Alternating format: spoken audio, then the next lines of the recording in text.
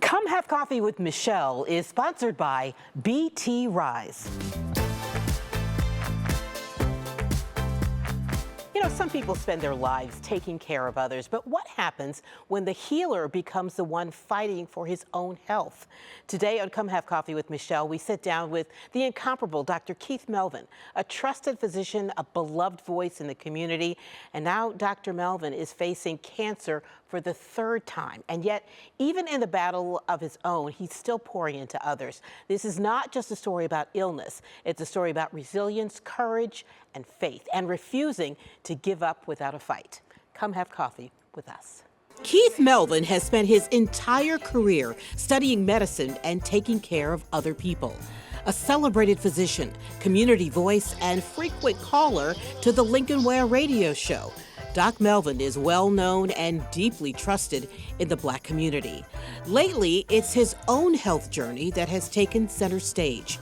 A prostate cancer survivor, Melvin learned in February that he was facing something new. I had a totally obstructed kidney by what was turned out to be urothelial cancer, which is an unusual cancer.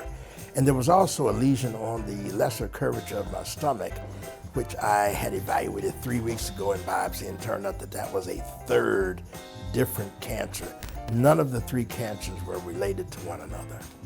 How unusual is that? It's very unusual. And you're currently battling. Yes. Tell me about that. I'm in the fight right now. I just had my kidney removed, my kidney, my ureter, and a part of my bladder 7 weeks ago today. Today, he is in the fight for his life. Melvin talks freely about his diagnosis and has not lost that sense of humor that he's also known for. I tell people, they say, Doc, you sure look good to have had cancer. And I say, when you see me, you'll see what cancer looks like when God decides to kick its butt. And he has not lost his message. Early detection saves lives. Let's be literate in terms of our health care. That's a beginning point. And take it seriously. And take it seriously. And you know, sure, everyone has to die, but I always say, I'm gonna die, but not today. I believe that the Lord has more work for me to do, and I trust God and so forth. And one thing for sure is that I've shared this with folks. And as you know, I've called in on the radio and told people that I needed the prayer warriors from all over the listening audience to pray for me.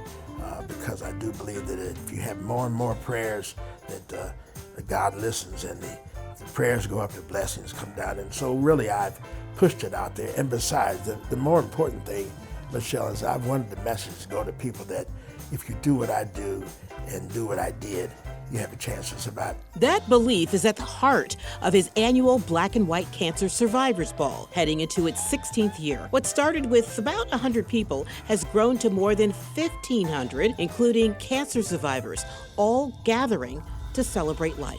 We create ambassadors because what I want to do is create 1,500 people every year that will go tell their family, friends, and co-workers how important it is to be screened and do your diligent screening, of course, and go to the doctor so that you can have early detection, which we know matters. And at the event with 1,000 people, 700 of them are cancer survivors. Isn't that one? I mean, I've been to the Cancer Survivors Ball, and it is something to see when you have the confetti coming down and people are celebrating being alive. Yes. Right? I mean, that is... I'm getting chills right now just as you're saying it again. For Melvin, it's a party with a purpose and a call to action. What we're trying to do is just have people to celebrate their life. And if you celebrate more birthdays, you'll celebrate more lives, and you'll tell more people how important it is that you had your own diligent screening, and you're not afraid to go to the doctor. You're a testament to that. Yes. You got to have a test to have a testimony. That's right. Now, I'm having a few too many tests, but my testimony speaks loud and clear. But, you know, Lord, we can hold up now. I've had just about enough testing. His faith keeps him grounded, and so does his family. Born and raised in Portsmouth, Ohio, shaped by his parents, both educators, who expected excellence. They made us do the right thing. There was no room for any error and mistakes, and I appreciate that greatly. And at 96, his mother, B. Melvin, is still his North Star. Even Doc has a boss, and her name is B. I talk to her every morning on my way to work, And all she says, "You on the way to work?" I'm like, "Yes, ma'am." 3 words to describe me: bad mamma jamma. Lock that in. In the end, Doc Melvin says he wants to be remembered as someone who touched lives, whether through medicine, mentorship, like with the residents he works with now, or simply showing people how to fight. And I want people to come from everywhere, just say, he touched my life somewhere along the line. And if it wasn't their life, I had touched the lives of their family members and friends.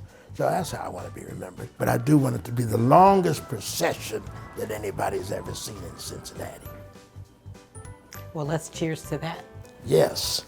Hopefully it doesn't happen anytime soon. Well, Yeah. I'm going to die, but not today. Dr. Keith Melvin, thank you for your transparency, your courage, and your willingness to share such a personal journey with all of us. We wish you all the best. And next time on Come Have Coffee with Michelle, we sit down with Hamilton County Clerk of Courts, Pavan Parikh, as he takes on a major role connected to America's upcoming 250th anniversary celebration. We're going to talk about leadership, public service, and the journey that led him to one of the region's most important positions. Be sure to catch all of my Come Have Coffee chats. All you have to do is go to the QR code right there at the bottom of your screen, and you can connect to our playlist. Enjoy.